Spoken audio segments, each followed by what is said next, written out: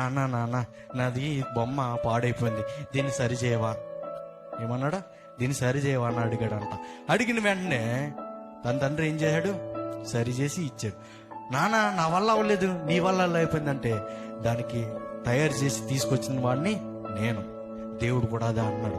నీ జీవితం నాశనం అయిపోయిందేమో, ముక్కలు ముక్కలు అయిపోయిందేమో, ఎవరికి పనికిరాదనుకున్నావేమో, దేవుడు నిన్ను అందంగా మార్చిపోతున్నాడు.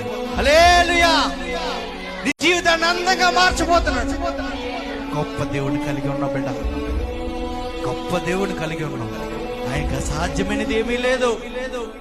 ఆయన చేతికి నీ జీవితం ఇవ్వడమే లేదు, ఆయన చేతికి నీ జీవితం ఇవ్వడమే లేదు.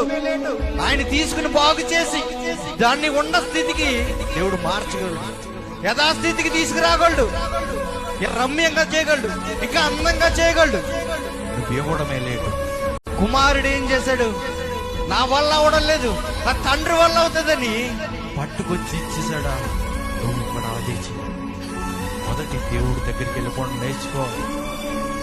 నీ వల్ల కాకపోతే దేవుడి దగ్గరికి వెళ్ళు. మనుషుల వల్ల కూడా ఆగకపోతే దేవుడి దగ్గరికి వెళ్ళు. దేవుడు కలగ చేసుకుంటే అద్భుతంగా మార్చాడు.